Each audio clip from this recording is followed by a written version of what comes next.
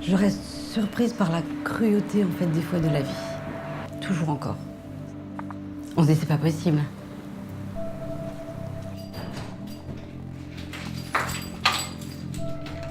Ça fait 2 ans que je suis là. Je suis arrivée par violence conjugale.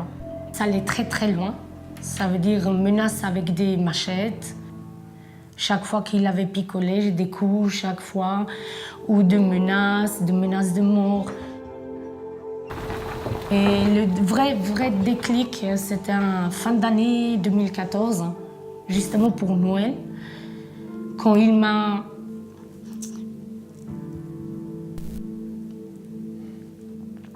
tapassé, il m'a craché dessus, il menaçait ma fille.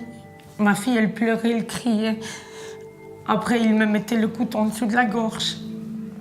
Et c'est ça qui a fait le déclic, que comme ça, on ne peut pas continuer.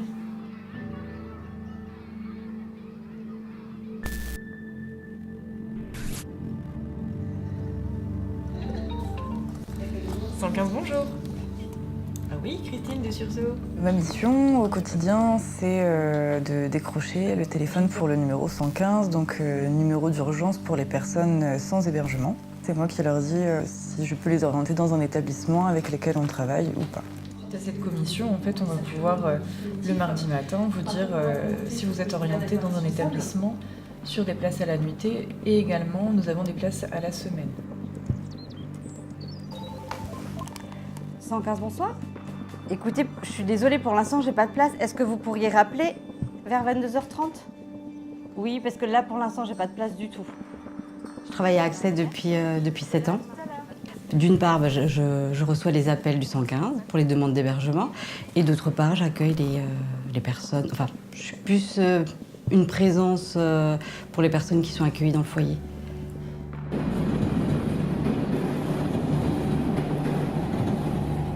Plus compliqué ou plus difficile, c'est la période hivernale. Pendant les grands froids où on a beaucoup de demandes pour des hébergements, du coup, les appels en fait sont incessants. On a déjà fait des journées où du matin à 8h quand on récupérait la ligne, jusqu'au soir à 21h30 où on rendait la ligne aux partenaires, ça n'arrêtait pas. C'est beaucoup de pression dans une journée, quoi. Le plus dur, c'est vraiment de ne pas pouvoir solutionner l'urgence. Parce que le 115, quand les gens appellent, c'est vraiment pour de l'urgence. On a ouvert début janvier un abri de nuit qui nous permet d'accueillir pour la période des grands froids une trentaine de personnes qui sont vraiment à la rue et qui trouvent par ce biais-là un refuge pour les nuits les plus fraîches. Tout le monde n'a pas le même parcours. Certains ont des parcours d'errance, d'autres sont victimes de violences et ont dû quitter le domicile. Et aujourd'hui, ils doivent tout reconstruire. Donc chacun vient avec ses frustrations, chacun vient avec ses angoisses, chacun vient avec ses traumatismes. Donc il faut essayer d'harmoniser un peu possible les populations qu'on accueille. Et l'équipe d'animateurs est là pour ça. C'est-à-dire elle est là pour veiller au bon déroulement, dans des actes aussi qui sont très pragmatiques. Voilà, leur donner des draps, leur servir à manger. Échanger aussi beaucoup avec eux, c'est aussi l'intérêt, c'est-à-dire de créer du lien. Donc on essaye qu'il y ait une petite vie sympathique ici et qu'il n'y ait pas de débordement.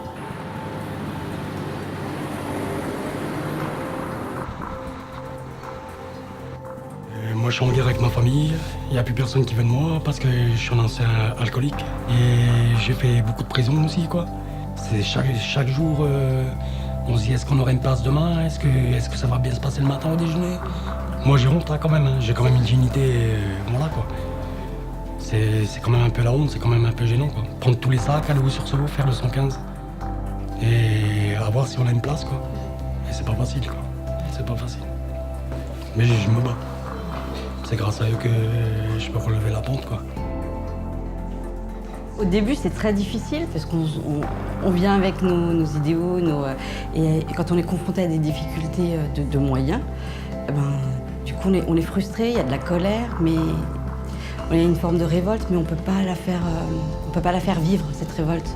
Et après, au fur et à mesure, on essaie de soulager les gens du mieux qu'on peut. Accès, qui existe depuis 40 ans, a développé tout un tas de savoir-faire et de structures. Le rayonnement d'Accès va jusque dans le développement des chantiers d'insertion, tels que vous le voyez ici derrière moi. Nous faisons de la coupe de chiffon industriel pour la grande industrie. Nous accueillons une soixantaine de personnes. Nous les accompagnons dans la recherche d'emploi pour une vie professionnelle retrouvée. Les gens partent de tellement loin qu'il faut beaucoup plus de temps que 3 semaines, 1 semaine ou même de l'urgence. On peut accueillir les gens en urgence, mais si on veut vraiment qu'ils s'en sortent, il faut vraiment leur prendre la main sur la longue distance. L'insertion peut permettre d'avancer de situation et surtout on côtoie la personne sur une plus longue période. Là, ils vous demandent si vous voulez un parking. Ils sont vraiment là pour chaque instant, pour chaque problème qu'on a. Ils nous aident à chercher des apparts, ils nous aident vraiment à refaire notre vie et avancer dans notre vie. Et regarder pour ne pas reculer. Ça veut dire toujours aller en avant. Ils nous donnent la force de remonter de tout en bas qu'on était. Vraiment, c'est ma deuxième famille. C'est ma deuxième famille.